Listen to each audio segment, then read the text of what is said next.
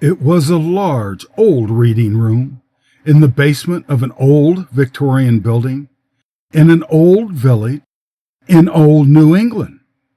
The room was a sea of dusty old wingback chairs, grouped in twos, facing round small tables. One could not walk a straight line from the double doors to the fireplace at the far end. A dozen people could be in the room and not see anyone else but the person opposite. This was the hometown of an obscure writer of short, weird fiction from the turn of the last century. And I thought these stories from original manuscripts would be a crowning addition to my thesis on transitional short fiction of the late 19th and early 20th century. It was to be my grand opus and would cement my position as the rising star of the English department. But time was short. It had taken me hours to navigate the narrow country roads to get here. Why did these types of writers always live in such backwater places? I arrived in time to stick my foot in the door, just as the old maid librarian was closing it. After a few minutes of very picturesque begging and pleading, she showed me to the archive room, which was next to the reading room, and left, telling me to lock the door on my way out. After an hour of collecting material, I dragged it to the empty reading room and sat down to my study. I was tired and must have fallen asleep because suddenly I was shocked awake by a deep voice which seemed to come from a wingback chair on the other side of the room. "These stories are much more interesting when they are heard rather than read," it said. "Listen, and you'll hear what I mean." Here is a story about how it's never too late to have a change of heart. The Dark Interval by J.B. Powell. Hargrove thought, "Pray, pray. Why don't I pray? Can't. Never learned. Well, what's the difference? Why don't I get frightened? Whiskey. It's got me now. I've been a fool. Anne. Where is Anne? The will. Anne. The man was dying. At first he had thought the attack was simply another spell with his heart. He had gotten up out of bed and poured himself a whiskey and soda, as was his habit when he had these sudden heart pains. He had then returned to bed to await relief and finally sleep. But the stimulant had failed, and as time went on, he felt his fat body grow limp and weak. The sharp pains crept nearer to his heart, and his brain felt numb and tired. He had checked an impulse to ring for a servant. He knew he was dying, beyond aid, and he wanted no hysterical old man tottering about the room and wringing his useless hands. He had thought it strange that one should feel the approach of death so definitely and so calmly. He had sometimes wondered just what the sensation would be like. He had wondered if those who lead so-called blameless lives could die more easily than men of his own type. He decided not. Funny, no regrets, no fright, no desire to hang on to life. Strange, too, that one could face the unknown so fearlessly when the time came. Well, he had gotten more out of life than most people. He had lived. Death was a promise, he had thought, a promise of release, of rest, but only a promise. He had tried to turn this last thought over in his mind, but he felt his senses blurring, and his thoughts became vague and disconnected. And then, Anne. He tried to call, but the words froze on his cold lips. John Hargrove was dead. "Will you be going in right away, ma'am?" "Please, Mary." "I kind of looked for you yesterday, but I guess you was so fur away and everything." "Yes, Mary." "They put him in the big room. I thought it would be best with all his friends and all. I've been keeping the door locked against his relations and such. They came yesterday. I wanted to wait till you got here, ma'am. He's been in there 2 days now." The servant unlocked a pair of large oak doors, and the two women stepped into the darkened room. Them candles are a-burnin' low again. I've been keepin' 'em lit, but seems like they burn down mighty quick. He's over there by the grate, ma'am." The woman stopped suddenly and peered down into the black coffin. "Looks natural, don't he, ma'am?" "Did he suffer, Mary?" "Went too quick to suffer, ma'am. Died in bed. Heart trouble takes him that way. Liquor, the doctor said. Guess he drank purty much after you went, ma'am." Neither spoke for some minutes. The figure in the coffin fascinated them. Their eyes remained fixed upon the massive face, a face which might have been molded out of soft putty. The small eyes were closed, but the heavy jowl drew them downward and revealed slits of pale blue. The wide chin was creased twice and seemed to roll down below the stiff white collar. The servant broke the silence. "Perhaps I'd better get you a bite to eat, ma'am. A warm cup of tea would do you good." "No, Mary. Just take my things up. I'll be out presently." The door swung silently shut behind the servant, and the woman who remained gazed quietly down upon her husband. Only one candle now remained lighted. It cast a pale yellow light into the face of the dead man. At length the woman lifted her eyes and glanced about her. The large room was dark and still. She could just discern the outlines of familiar objects: a chair, a table, a picture. She lowered her eyes once more and studied the expressionless face below her. She thought, "Death is stronger than love. Death has made him meek and still. Love only gave him the power to hurt, to crush. I don't hate him any more. I simply pity him." The lone candle sputtered and went out. The white face in the coffin was the only object that could be seen in the black room. Mrs. Hargrove did not move. She continued to watch the face, still thinking. "Anne! Anne!" Mrs. Hargrove whirled about. The voice seemed to come from behind. She had heard no one enter. The room was dark. "Anne! Anne, the will! Anne!" It was a man's voice, deep and solemn. It sounded like her husband's voice. She turned back to the coffin. "Anne! Anne!" No, it came from behind, but it was John's voice. "Yes, John," she said softly. A shaft of light crossed the room. "Are you all right, ma'am? I thought maybe you took sick being in here so long." The servant switched the lights on as she talked. "Yes, Mary, I'm quite all right," replied Mrs. Hargrove calmly. It seemed to Hargrove that he had been asleep an unusually long time. The sun was already streaming through the open windows as he leisurely rose from his bed. 10 o'clock at least, he thought. He turned mechanically toward the small table that contained his whiskey siphon, and he moved slowly toward it. He reached for a glass, but his hand seemed unable to close upon it. In fact, he thought his hand went right through it as though it were a shadow. Somewhat dismayed, he turned and walked back to his bed. He decided that he was very sleepy, or perhaps still under the influence. He sat down on the edge of the bed and thoughtfully placed his head in his two hands. Finally, he stood up again, convinced that he was neither asleep nor drunk. He glanced down at the foot of the bed for his bathrobe. He would bathe and get dressed. Then he would feel better. His eyes fell upon the fat figure stretched out beside him, and he remembered then that it was dead. With the realization of death came intense misery. Hargrove had never felt its equal in life. It was not physical discomfort, nor was it quite mental agony.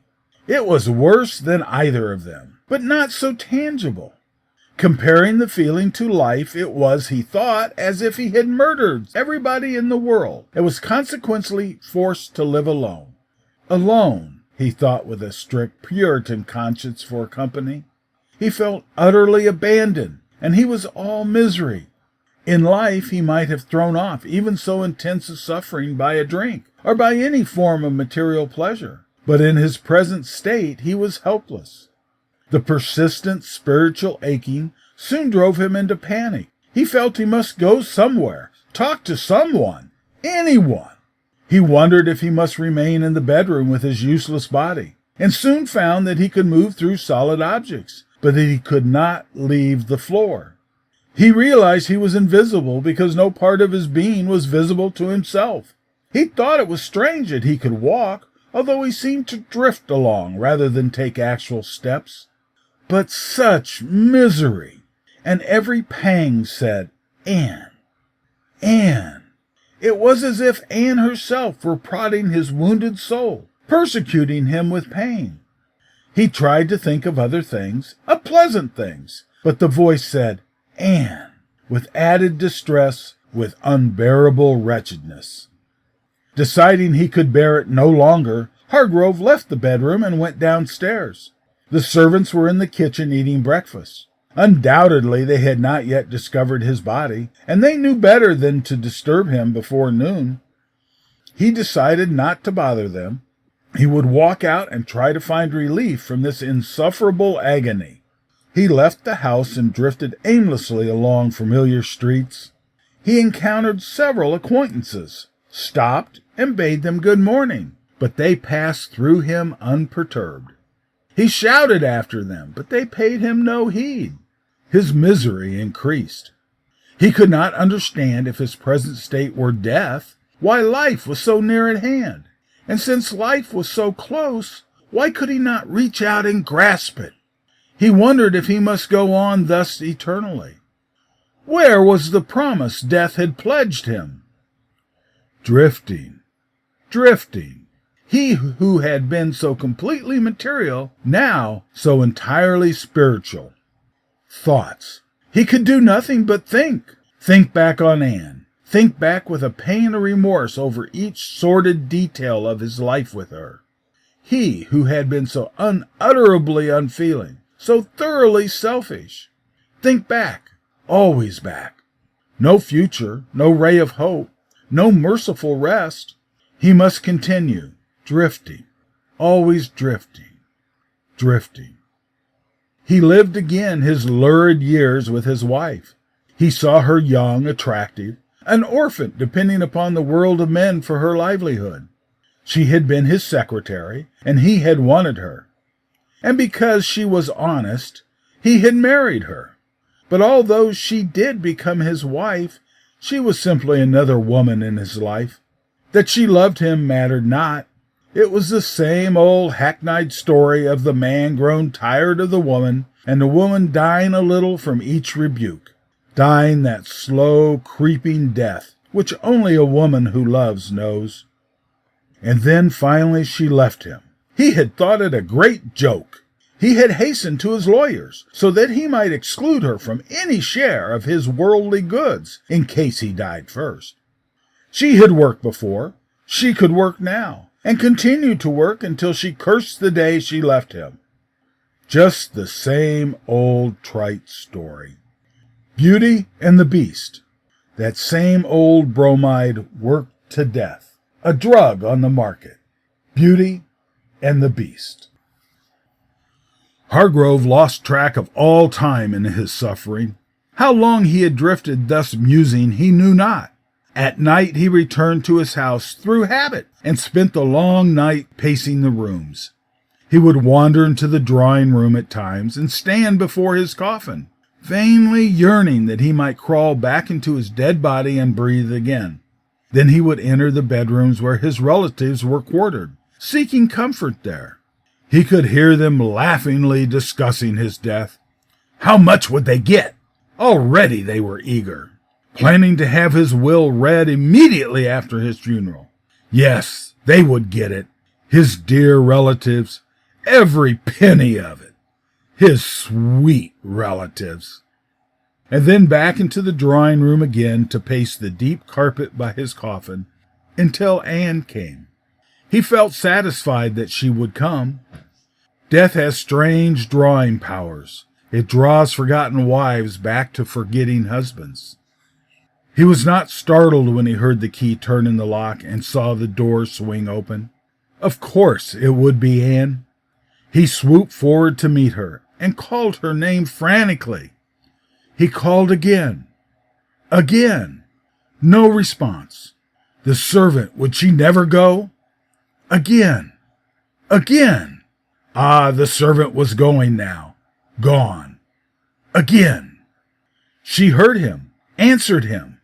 Tell her something. What? The will. Yes, the will.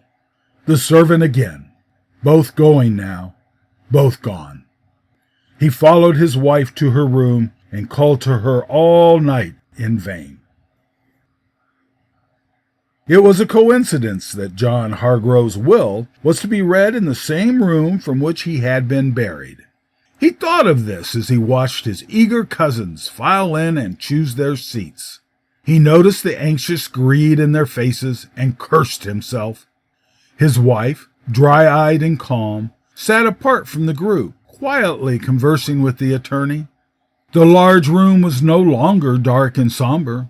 Cheerful flames shot from the log fireplace, and the late October sun flooded the room with brightness. The flowers which had yesterday graced his coffin had been removed. Even the gorgeous candelabrum had been hidden from sight. Hargrove marveled at the change death had worked in his heart. He wished Anne could know him now. He wished that she might feel the deep love in his heart and know the gentle thoughtfulness that had enveloped him. Too late. All things come too late. He felt that he could atone for every wrong he had ever done her. Now. Yes, now. His intense misery had given way to more quiet pain. He felt that he was soon to die another death. The small leather case which the lawyer so carelessly tossed upon the table held poverty for Anne and eternal suffering for him.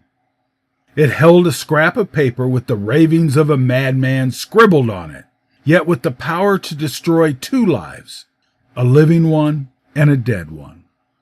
A sense of rebellion surged through him when the lawyer quietly opened his briefcase and extracted the document. He paced the floor frantically. The paper must not be read. No, no, he shouted.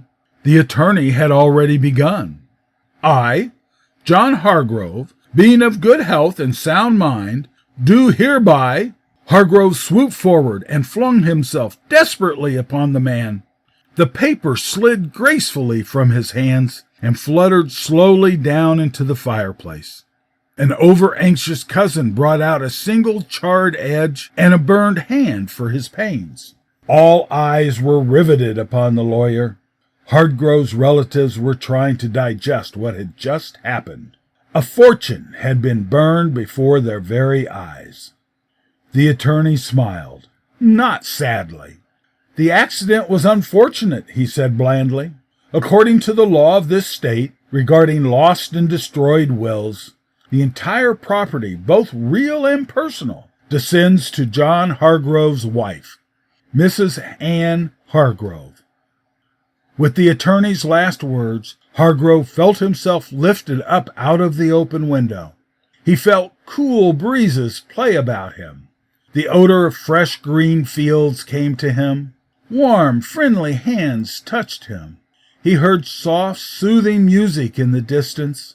His heart was light, and his soul was finally at rest. The end. I must have fallen asleep again. The next thing I remember was the librarian's voice from the hall outside. "That damn young fool didn't lock the door," it said. "Times aren't what they used to be." I ducked low and crept out when she wasn't looking. The whole drive back, all I could think about were those marvelous stories. Such marvelous stories.